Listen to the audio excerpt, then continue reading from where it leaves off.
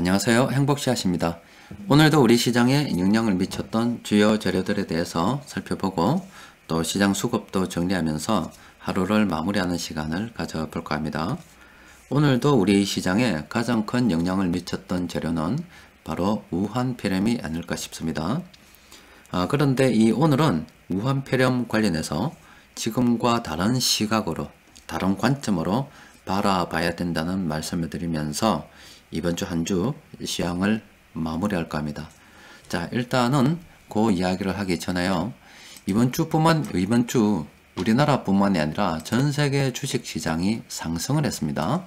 자, 이렇게 상승을 한 돈이 과연 어디서 왔는지 살펴보니까 각국 외환 시장을 통해서 쭉 살펴보니 이렇게 유럽 돈들이 세계 각국으로 다시 흘러 들어가서 그리고 주식시장이 상승했다 이렇게 보시면 됩니다. 그러니까 우한폐렴으로 인해서 사람들이 주식은 위험자산이다 하고 팔았고 그렇게 현금을 들고 있었는데 중국에서 경기 부양을 하고 또 세계 다른 나라에서 경기 부양을 하다 보니 그렇게 들고 있던 현금을 다시 주식시장으로 밀어 넣었다고 제가 말씀을 드렸죠. 그런데 누가 밀어 넣었냐? 바로 유럽 돈들이 들어왔다 이렇게 보시면 됩니다. 그리고 제가 오랜 경험상 달러하고 유럽 돈하고 비교를 해볼 때 유럽 돈들은 달러에 비해서 조금 더 투기적으로 움직입니다. 빨리빨리 움직입니다. 그래서 금방 들어왔다가 또 금방 빠져나가곤 해요. 그래서 결국에는 이 시장이 상승하고 자리를 잡기 위해서는 저 달러가 들어와야 되는데 지금 달러는 유럽 돈만큼 저렇게 활발하게 움직이지 않습니다. 여전히 달러를 쥔 사람들은 시장을 좀 조심스럽게 바라보고 있다. 일단 이 정도까지는 우리 딱 정리해 놓고 넘어가도록 합시다.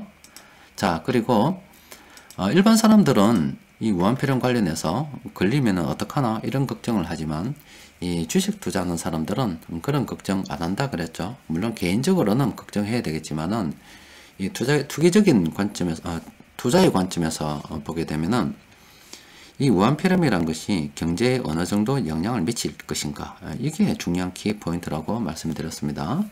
그래서 이 예전보다 과학기술도 발전하고 그리고 또 사람들의 위생관념도 철저해졌기 때문에 이 우한폐렴이 한때 유럽을 갖다가 거의 암흑 세계로 이끌었던 흑사병과 같이 그 정도 수준은 안 될 것 같다. 물론 지금에 와서 그런 수준으로 오게 되면은 지구가 거의 재앙의 수준으로 떨어지겠죠.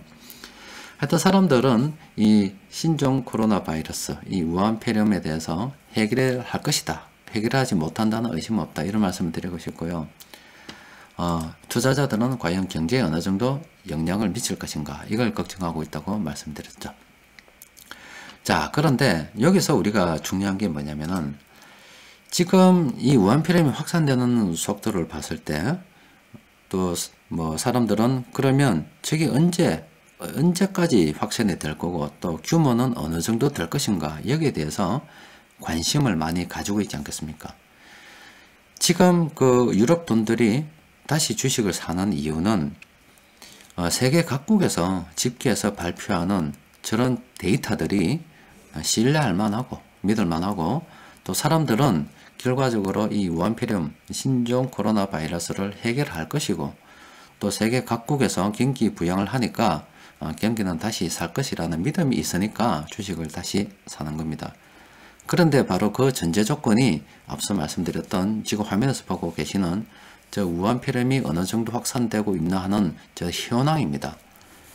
그런데 저 현황 데이터가 어느 정도 있어야 예측이 가능하죠. 어느 지역에 영향을 미치고 있고 또 규모는 어느 정도이다 이렇게 예측을 할 수가 있는데 만약에 세계 각국에서 발표하는 저 데이터가 거짓말이다 이렇게 돼버리면 기본적인 가정이 깨져 버리게 되는 거예요. 이에 대해서는 오전 시장에서 말씀을 드렸죠. 그렇게 되면은 심각해져요. 이제 정부가 투자자들의 신뢰를 잃어버리게 되는 거죠.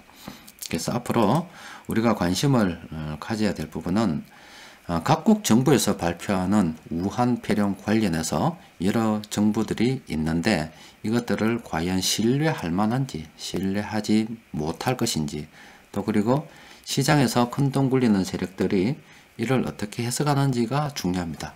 좀 예를 들어 보자면 가장 좋은 케이스는 세계 각국에서 일단 거짓말을 하지 않고 우리가 보고 있는 데이터들이 확진자 수가 어느 정도이고 사망자 수가 어느 정도이고 또 치료법이 개발이 된다 이런 것들이 그런 사실들이 전부 다 맞아야 돼. 사실 그대로여야 됩니다. 거짓말이면 안 돼요. 그래서 정부가 해결하고 있구나, 또 생각보다 많이 퍼지지 않고 통제 가능하구나, 이렇게 해서 시장에서 큰 돈 굴리는 세력들이 주식을 사는 게 가장 좋은 케이스입니다. 그런데 그렇지 못하고 차선이 있죠.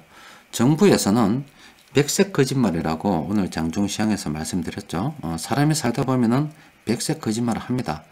그런데 정부에서도 사람들을 안심시키기 위해서 그런 백색 거짓말을 할 수가 있어요.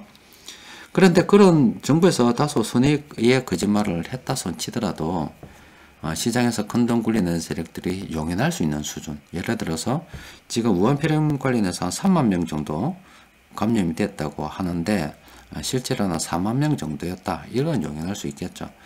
그런데 실제로 10만 명이다 20만 명이다 사람들의 상상을 훨씬 뛰어넘는 수준으로 거짓말이었다 이렇게 돼버리면 그때는 정부가 완전히 신뢰를 잃어버리는 거고, 또 투자를 하는 입장에서는 이게 뭐냐 이렇게 돼버리는 거예요.